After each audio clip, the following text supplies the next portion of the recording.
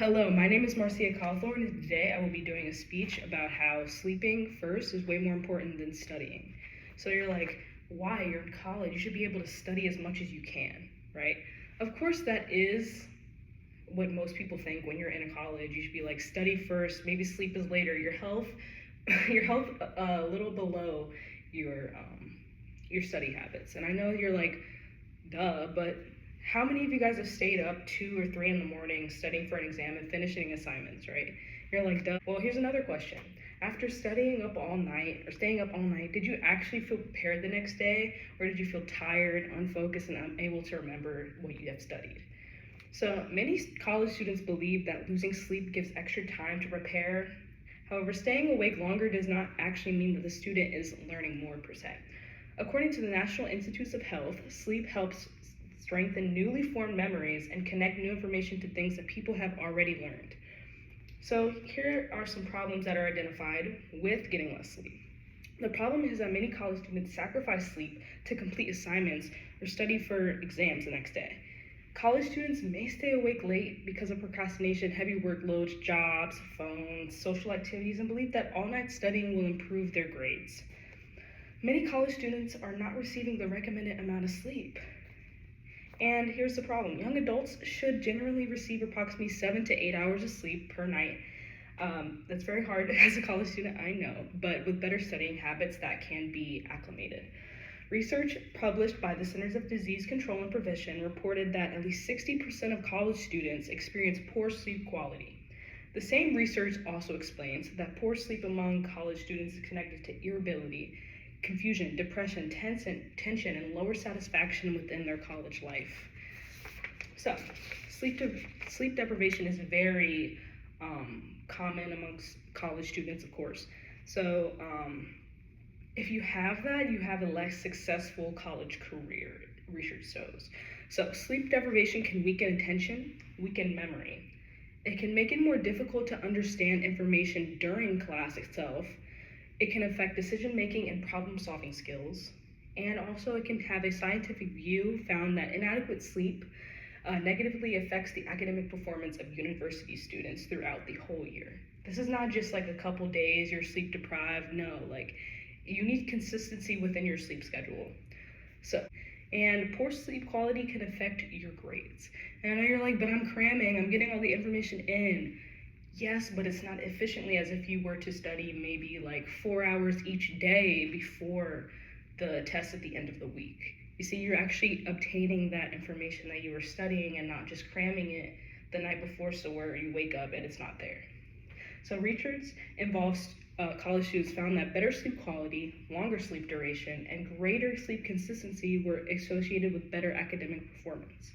This means that regular sleep schedule throughout the semester may be helpful than getting one good night of sleep immediately before an exam.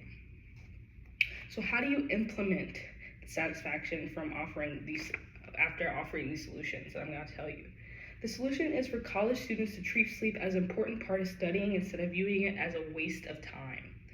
Students should create a sleep schedule that allows them to receive 7 to 9 hours of sleep before the exam so that they're well rested and able to go about their day a little bit better.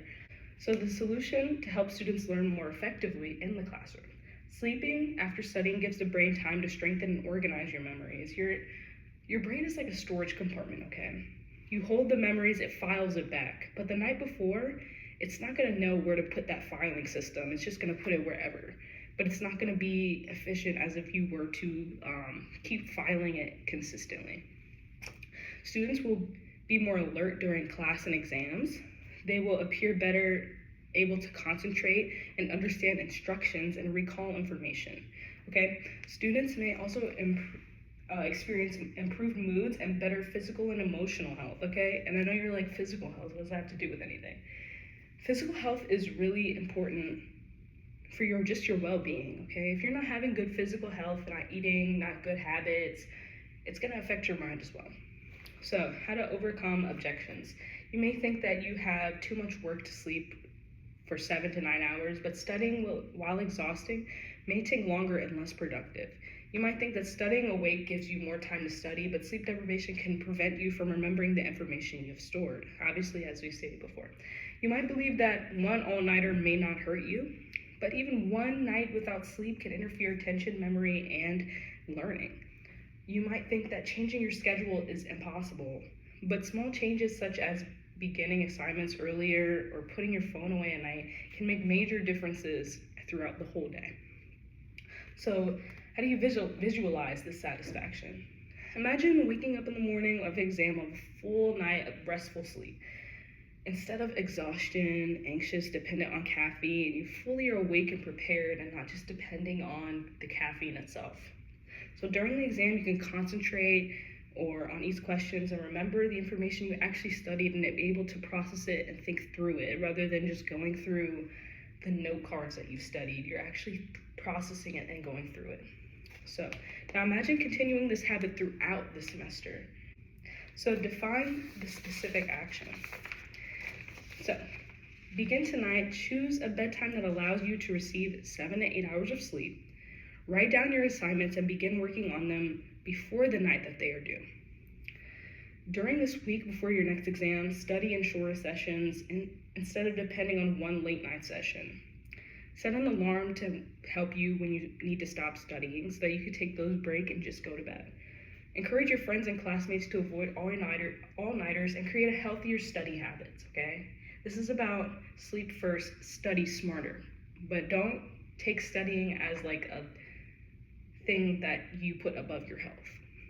The next time you choose between another exhaustion of an hour of studying and a full night of sleep,